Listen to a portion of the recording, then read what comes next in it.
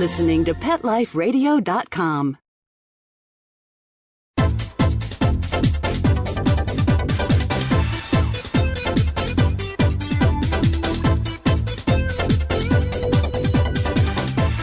Hello, it's the Animal Party with Deborah Wolf. You're here, you're at my party. Come on in. Take your shoes off or don't. The floor's going to get muddy. We're going to have dogs today. Lots and lots of dogs at the dog party. Because we're going to be talking to Kristen Smith from Planet Dog.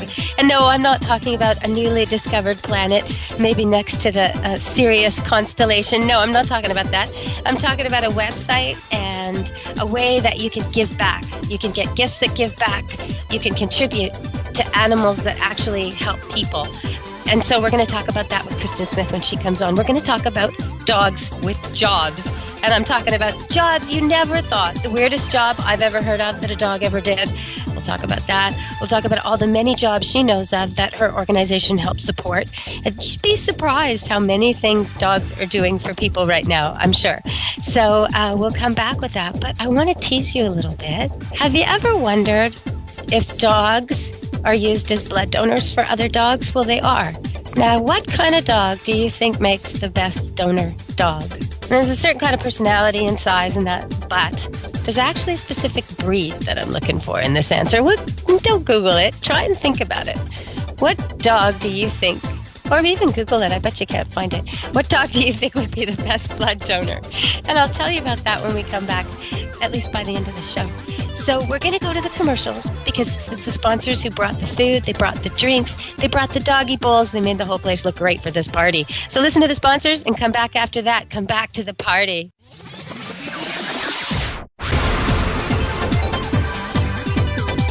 Don't go anywhere, because the best is yet to come. Stick around. Pawfume Dog Grooming and Finishing Spray is proud to be a new sponsor of Pet Life Radio. Pawfume's super long-lasting sprays are available in 4 unique fragrances. Each Pawfume spray is fortified with the finest conditioners and detanglers to make combing out your dog more fun. Pawfume retails for only $2 per 6-ounce bottle. Pawfume is available nationwide at all Dollar General and Family Dollar stores. Why pay more to have your dog smell great?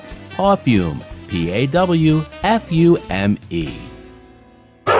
It's time for school for you and your friends, your furry best friends. Train your dog the fun and easy way with Teacher's Pet Sessions. Teacher's Pet host Pia Silvani teaches you step-by-step how to train your dog the fun and easy way. You get 8 30-minute live audio training sessions, complete transcripts of each session, plus a basic training manual to get you and your dog off to a great start. Training begins the moment you bring your dog home. Teacher's Pet Sessions offers positive reinforcement training to shape your dog's behavior and encourages upbeat, enthusiastic responses to ensure that your dog will enjoy learning. Teacher's Pet Sessions dog training is fun at both ends of the leash. So listen, learn, and laugh with your dog with Teacher's Pet Sessions. Get your copy of Teacher's Pet Sessions Volume 1 today. To order, go to teacherspetsessions.com. Hi, this is Pia Silvani, your host. Bring your dog, tug toy, and treats, and get ready to have some fun. teacherspetsessions.com. Thinking about buying a monkey? How about a ferret or a skunk? Then check out the show that will answer the burning questions. Where do you get them? What do you feed them? How do you take care of them? And most of all, what were you thinking? With exotic pet expert and author Bob Tart. Every week on demand from PetLifeRadio.com.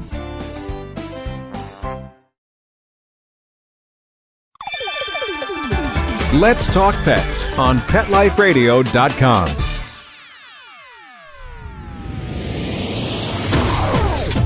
You're inside the VIP room with the hottest party in town. Back to the party. Let's go!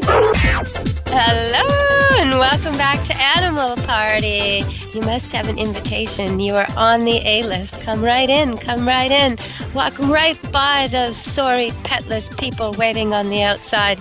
You are coming into the Animal Party. Pets, welcome, especially dogs today. So we're going to have Kristen Smith on the show. from Planet Dog. And let's give a big warm welcome to Kristen. Welcome, Kristen. Welcome to the party. Thank you so much. I'm so happy to be on the guest list. Yeah, okay. Well, who'd you bring with you? How many dogs have you got there? Oh, today we've got about 12 dogs here. Wow. Oh, nice. Okay. And so your website is a place where people can look at some stuff they can buy, but they can also do some good with that. So they buy something, and some money goes to what? To the Planet Dog Foundation. So anytime anyone buys a Planet Dog product from anywhere, 2% of every sale goes to fund the Planet Dog Foundation, which is our nonprofit arm that funds canine service programs all over the country. So so when you say canine service, I'm sure you're talking about seeing eye dogs, hearing dogs, but you do much more than that, right? Exactly. We fund a whole range of programs where dogs work to help people in need. So we do fund guide dogs and seeing eye dogs. We fund hearing dogs, medical alert dogs for people with epilepsy or diabetes.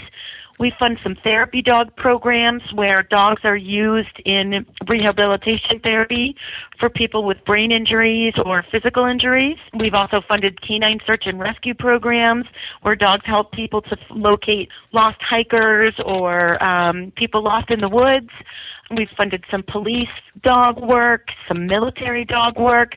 There's a whole range of ways that dogs work to help people. Well, when you said, okay, we're going to go back over some of these because that was a huge list. When you said diabetic, the first thing I thought of was in the news in the last 6 months, there was this dog who wasn't trained, just a miniature schnauzer, lives with these people, all of a sudden started to figure out that their daughter smelled funny or whatever the dog was cueing on. When her sugar levels were off, there was a problem.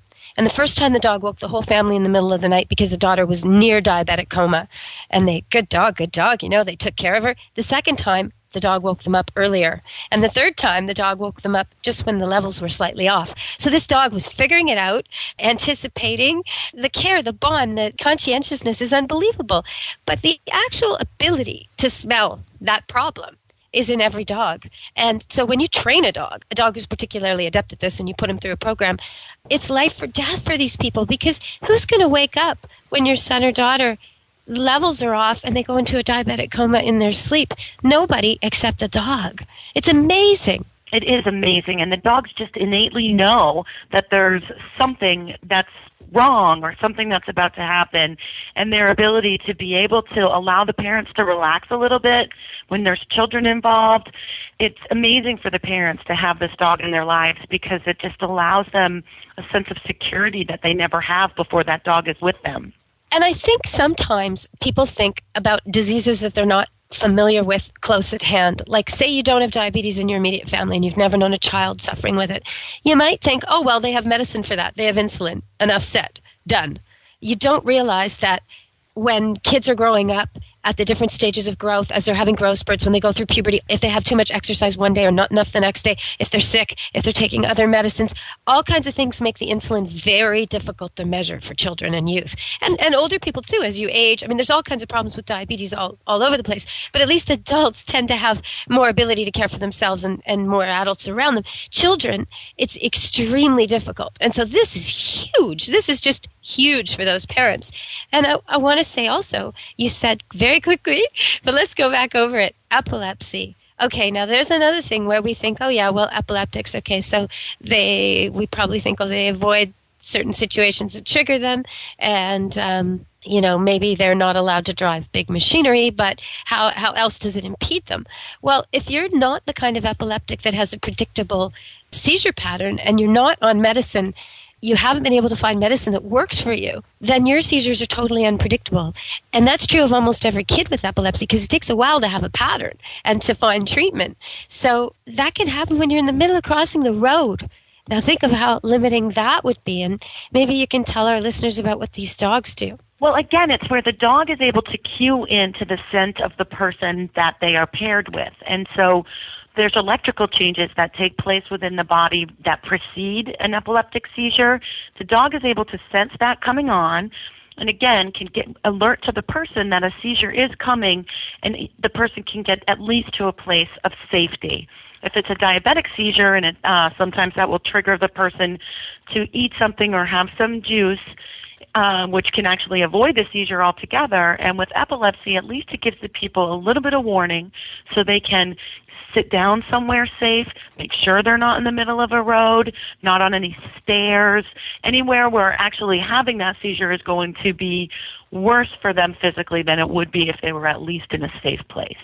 And also, some of the dogs are trained not like guard dogs, not like protection dogs, but they are trained to recognize medic people, police people, ambulance people, and allow them access to the victim. But they will keep the person who's suffering isolated otherwise. They will do a perimeter. They will circle. And that is terrifically helpful if you have children involved, because when they're so vulnerable in this situation, you want them protected until the authorities can come help. I want to also talk about something that's really difficult today, and I'll just talk a little bit about it, and then maybe you can talk about how dogs are making a big difference. But in Nova Scotia last week, a child, 7-year-old James Deloney, went missing, and he wandered off with no jacket in sub-zero weather in the snow, and he was gone for 48 hours. He's a kid with autism. He has no speech, can't speak at all, can't form any words or communicate with people. And so he went missing. And at first, the authorities in the newscast were blaming the family dog, which really irked me. They were saying, oh, the family dog ran off and the kid followed. And I found that really hard to believe, even without knowing the dog and the circumstances. But since researching it, I found that that's extremely hard to believe. Anyhow, unfortunately, they did find the child, which was the good news. And the way they found the child was, after searching for all this time, the dog actually returned. And they followed its tracks back right to the child. So the dog had been with the child the entire time. And probably the dog, realizing or hearing the searchers, made a run for rescue. But it was probably tormented. Do I leave him? Do I go? Do I leave him? Do I go? The dog probably stayed with him the entire time.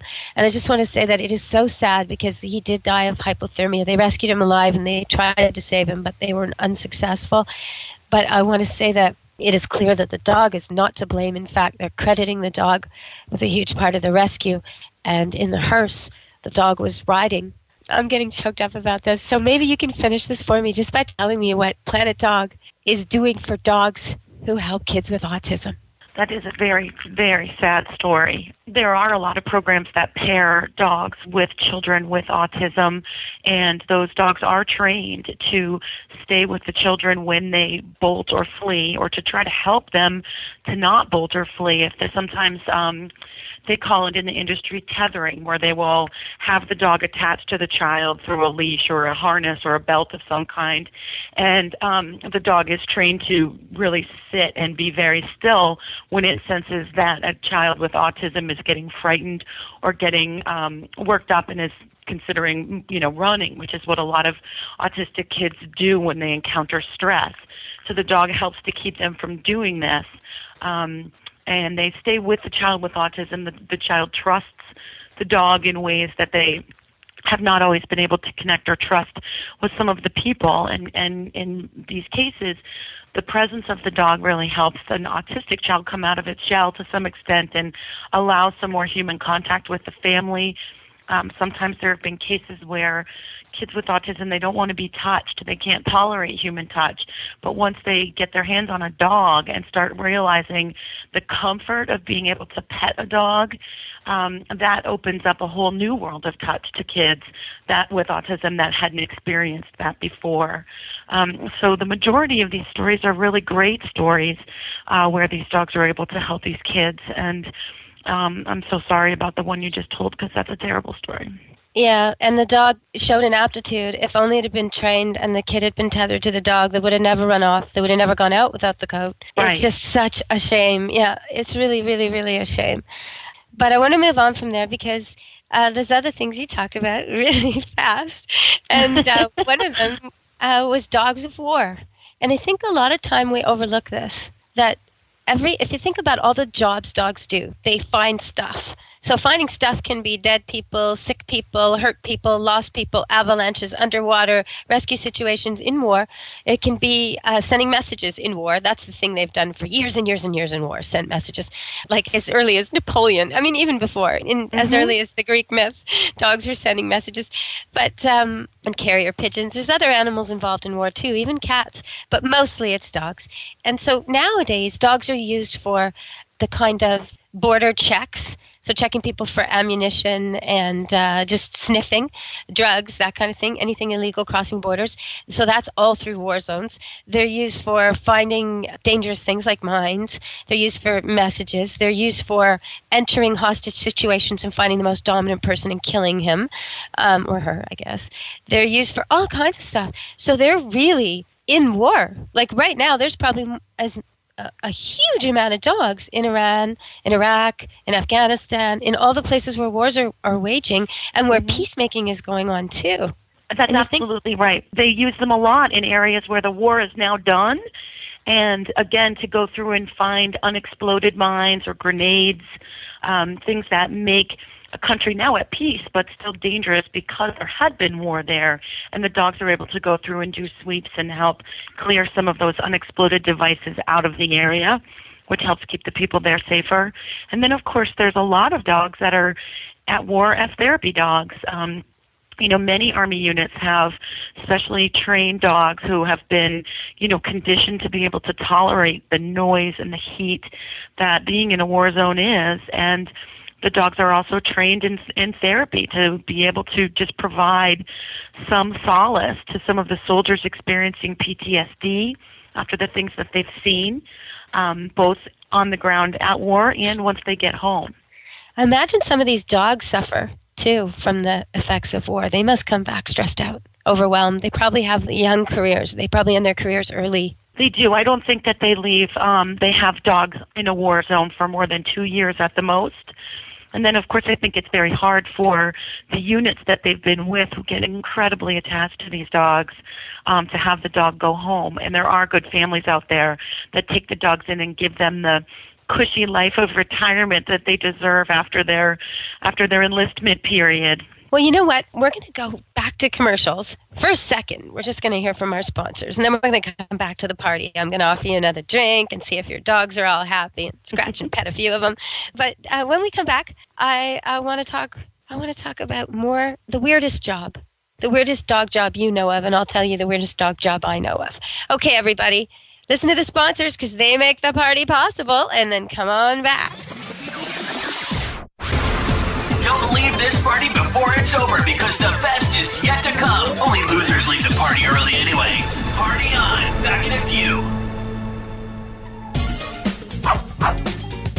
Give your dog some thought with Dog Thoughts. It's the iPhone application that everyone's talking about. Hey, what do you think of this? A man in Davis, California says he's invented an application for the iPhone that claims it can read your dog's mind. Huh? No, it's true. I read about it on my cat's Twitter page. That's why. Jay Leno talked about it, CBS reported on it, and now you can see what all the buzz is about. Created just for dog lovers, Dog Thoughts makes taking photos of your furry best friend more fun. Shake your dog and read his mind.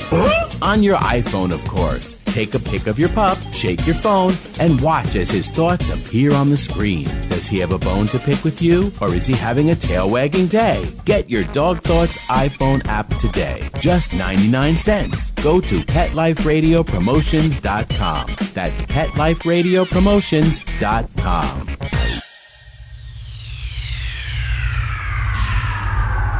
Greetings, humans. What planet am I on? Welcome to Pet Planet. Here's a copy of Pet Planet Magazine, Florida's most informative and fun pet resource magazine. It features heartwarming stories and informative articles from local and national pet experts. Excellent. Pet Planet Magazine offers Operation Planet Rescue, helping rescued pets find new homes. And it's available at 500 locations in South and Central Florida and 24/7 on the internet at PetPlanetMagazine.com. If you're out and about with your pet, you may be featured in Paparazzi, candid pictures of you and your pet. For up-to-date pet-friendly events, activities, and pet-related services and products, Pet Planet Magazine is your final destination. I shall take this magazine home with me. Back to your home planet? No, to my condo in Boca.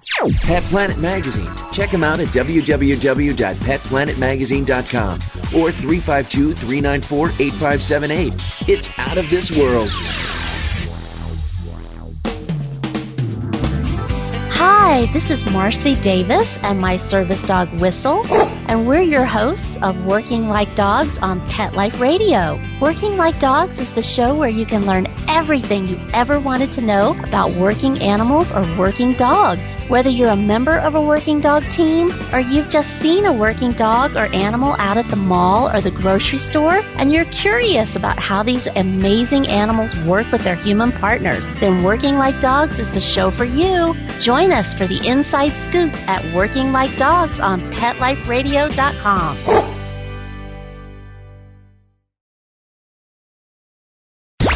Let's talk pets. Let's talk pets On Pet Life Radio. Pet Life Radio. PetLifeRadio.com.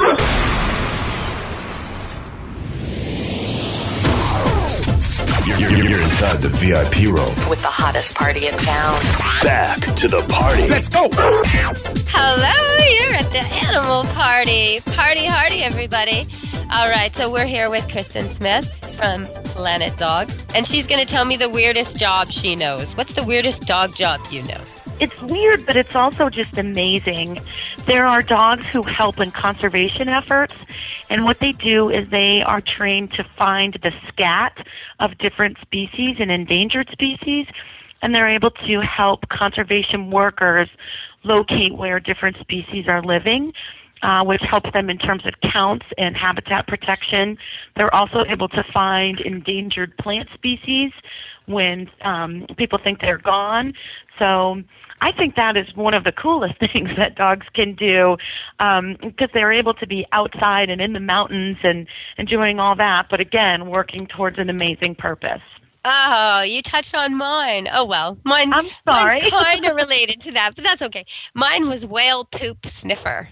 That's the weirdest dog job I've heard of. And it's because there's a certain kind of whale, and they think that there's something in its poop that may be medicinal. So they're looking for its poop. And when it poops these massive amounts, but it's somewhere in the ocean. I mean, how would you ever find it? Well, you put a dog in a boat and you teach him to sniff for it and you give him food when he finds it, and then he'll find it.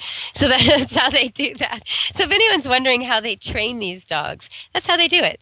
But a dog can only learn to find so many things. No one dog can find 100 things. Dog can maybe find 5 things very, very well, or 10 things not quite as well, but well. So you want to keep it very simple. So they will have different dogs for different searches. A dog who's looking for chanterelle mushrooms to sell on the market or something like that, truffles, or something like that, might know 3 or 4 different kinds of mushrooms, but that would not be the same dog used to find explosives. And the dog to find explosives, he can find all types of explosives, but you wouldn't necessarily use him for drugs, although you might. It depends on your needs and how smart the dog is, how bright he is. But generally speaking, they're trained to find 5 things, something like that.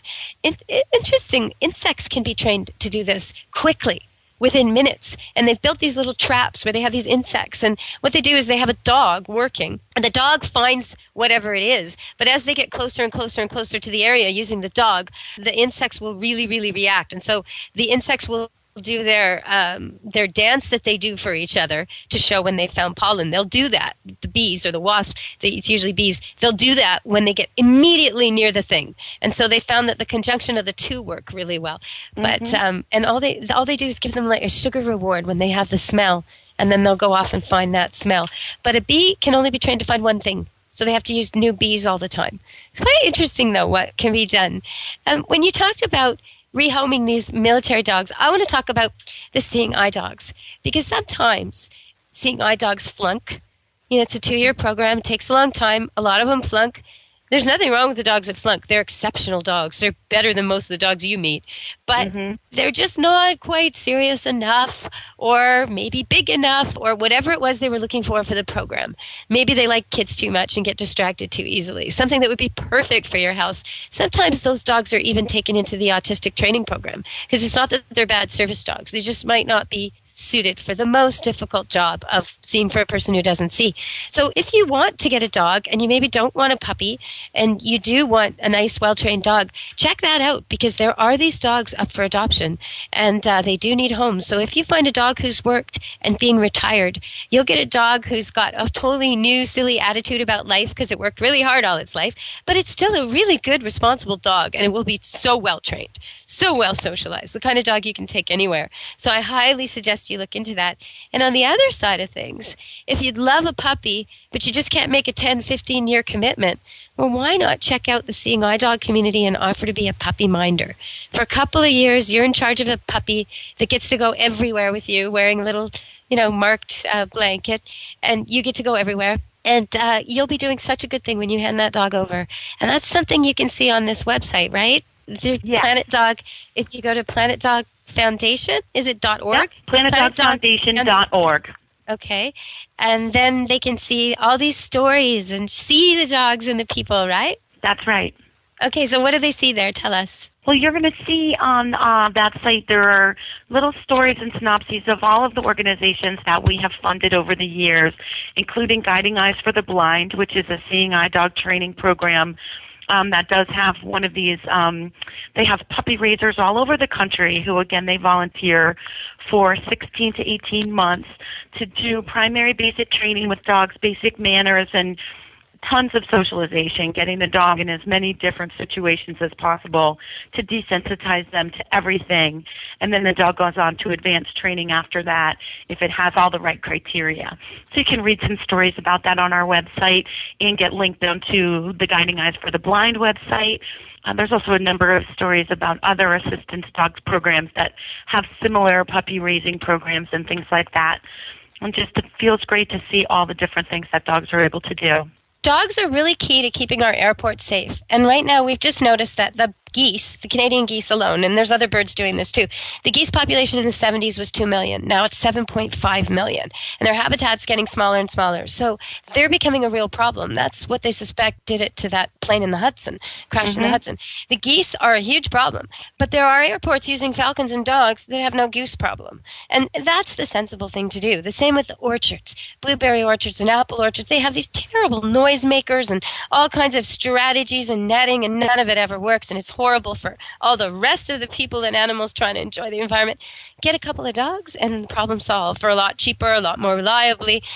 Dogs can be rescue dogs. They just need to be trained up properly, and there are places to go for this. So other weird jobs, bed bug sniffing. That's a big job for dogs right now. Years ago, someone asked me to do that, to train dogs to do that. And I knew it was going to be good money, and I knew it was probably a good idea, but I just never wanted to have dead or alive bed bugs on my property anywhere. It just freaked me right out. I'm just not the person for that. So I never did it. Okay, so today, if you want to teach your dog something, teach him to go get. It's really easy. When you're playing fetch, if your dog already fetches, just say, go get it as you throw the thing. Go get the ball, go get the ball. And then after a while, your dog will understand this, and you'll maybe roll it, or maybe just point to it, or maybe just nudge it with your foot. So you're not actually throwing the item, and you're saying, go get the ball. Pretty soon he'll get it from anywhere. So that's really easy. And then you can teach him to go get different things, like go get your leash, go get your ball, go get your towel. Just make sure there are always things he's allowed to have, and praise him like crazy when he does it. So that's our party trick of the day for today's party. I wanted to say that, I gotta tell you all, that the blood donor dog of choice is the Greyhound. And that's because there's 7 different blood types in the dog world, and Greyhounds are universal blood donors. They can give to everybody. Not only that, but retired racetrack Greyhounds tend to be, well, first of all, they're large, and their veins are easy to find, so that's always good in a donor dog. But they tend to be really easy to handle. People think, oh, they must be high-strung, they must be so difficult, they used to run at the track. Contrary to that, that's so wrong. They actually are extremely mellow. They've run all the run they want. They've been tired, and they've been denied a family. And now when you adopt an ex-racing Greyhound, it is so mellow at home. Now, it would love to go for a run in a leash, in a fenced area where it's safe. It would love to do that once a day, run its heart out. But it would also love to just sleep on your couch and enjoy being warm and inside and with the family. And so they do make great donor dogs, and because they're extremely docile and easy to handle and very, very sweet. So that's an interesting dog. Don't necessarily recommend them for people with small children, ex-racing Greyhounds, but other people might really enjoy them. If you want a big dog and you don't want to go to the dog park and you don't want to be letting your dog off leash and running with a pack, then a Greyhound, an ex-racing Greyhound might be for you. So let's talk a little bit more about Planet Dog. Okay, so say they like the idea of buying stuff and having some money go to helping all these great things we just talked about. At your site, My favorite thing, and I hope you're going to send it to me as a big thank you, is the stickers. I will put them up everywhere on my eco natural gas powered Camp Good Dog van with the cartoons all over it that picks up dogs all over the city, and my Suburban too, Camp Good Dog truck. I'll put them all over and I'll tell everybody where I got them. Tell us about these stickers. They are too funny. They're like they're the Euro stickers that you see for different locations around the world, and one of them says woof, another one says arf, another one says bark. We've got one that says meow. There's one that just has a paw print on it. There's wag. Yeah, the paw print's cute. They're all cute. Oh, I like them. They are all very, very cute. They're so funny, and they make an instant statement. You don't even have to read very long, so you won't cause car accidents. I like them. Okay, so what else can people get on your site? Now, I know last time we talked, you talked about, is there still free delivery? Free delivery promotion is just about to end, but for the whole month of December, if people place an order, they get a free one of our recycle balls, which is a ball that's made from, our products are all made from Orbi Tough material, and at the end of every molding process for our Orbi balls, there's a little bit of that material left over, and we take all of those leftovers as well as used Orbis that the dogs have finished playing with, and we put them all back in the pot, and we regrind it all up, and we have a line of recycle balls that come from that recycled material. So you can actually send in a used Orbi toy, and we will put it into the vat and make a new toy with it. And we're giving away a free one of those for the rest of the month of December with any retail order off of planetdog.com. Oh, nice. Okay. So what other things can they buy? If they're sitting there thinking, okay, there's people on my Christmas list and, they've got dogs, they've got cats, what can they buy? Well, we have a whole range of these rubber toys made out of our Orbi Tough material. We also have a holiday line. We have a mint toy. It's a rubber chew toy that's scented like mint and looks like a peppermint. We've got some rubber Christmas bulbs that look like Christmas bulb lights. We've got gingerbread, squeaky fleece gingerbread buddies with the squeakers inside. And then okay, so where do they go to get a look? Now, people our audience is very web savvy. Where can they go? They're going to be clicking away. Where can they go? Is it planetdog.com? Okay, planetdog.com. So everybody, look up this stuff. Look how cute it is. Now, you might notice there's a puppy up there chewing on a Christmas bulb. Don't worry. That is not a real Christmas bulb. But that reminds us to be really careful. Anchor your trees. Make sure the liquid you use in the bottom is just water. And for the first few days, be really careful with that. Because if your tree was fertilized a lot, it's going to leak fertilizer into the water basin. So make sure your animals aren't drinking from it. Make sure you don't use tinsel at all if you have cats. Don't use chocolate at all if you have dogs. Chocolate's toxic to dogs. Make sure everything's just tied up well and anchored well. When you light candles for menorah or Hanukkah or candelabra or anything like that, make sure you stay in the room. So if you want to light candles and burn them all the way down, use the little birthday baby candles or something like that so they're not left unattended. Also, you can also put your pets in a room if that's easier than keeping all this stuff out of reach. But pets will get out, so make sure you really set it up safe and avoid the nasty stuff. Get wrapping paper out of the way, get ribbons out of the way. Don't let your cats ingest any of that stuff. And your dogs and your cats do not need to binge on Christmas turkey. That can really give them a problem with their stomach, a serious problem. It can send them to the vet or worse. So if you want to give them a little treat, that's fine. Save some of that gravy, put it in the fridge, give them a little teaspoon with their meal, but don't give them a cup. Don't binge them on it. They can't handle it. Okay, so have you got anything else you want to tell people? It's almost Christmas. It's almost holiday time. Any news from Planet Dog? Well, I just want to wish everybody out there a very happy holiday and thank all of our customers who help Planet Dog to give back to our foundation that helps all of these amazing dogs. And I want to thank you and wish you a very, very happy holiday. Oh, thank you. And yourself, too. It's really nice doing a show with someone where I feel like we're doing a good thing. Where I feel like all these dogs out there are wagging their tails and getting their treats and getting brushed. And, we've talked about how your products give back. But if people are thinking they have a little bit of extra time, you don't have to be an animal trainer to help. If you have a car and you're willing to drive a dog for a person who can't see, that's going to be a huge help. Call your local Seeing Eye Dog organization and offer. Or if you just like talking to people and you'd like to know more about this stuff, they will educate you enough that you could man a booth with some cards at a fair. You'll meet all the people in the world you want. You'll see tons of these dogs, and you'll see tons of people being helped by dogs. There's all kinds of ways you can help. It's not just money. But if you are going to get gifts for people on your Christmas list who have dogs, and you want to get something cheeky like these stickers that I love so much, or treats or toys, then you're giving a gift that gives back. You're giving something where it's not just a gift. It's like it's a natural, recycled type of product, so it's good in that way, and it's good for the animal who's getting it. But it also comes with some information that tells them that you just helped a service dog and the person who benefits from that. So that's a real feel-good thing under the tree. So thank you very much, Kristen Smith. Thank you for coming on behalf of Planet Dog. It's been great to have you. Thank you so much, Deborah. You throw a great party. Okay. Well, you're going to have to find 12 doggy coats in that coat room over there because it is snowing out here at this party. All right. Well, thank you very much. And everybody, be good to your animals over the holidays. Let's Talk Pets. Every week on demand. Only on PetLifeRadio.com.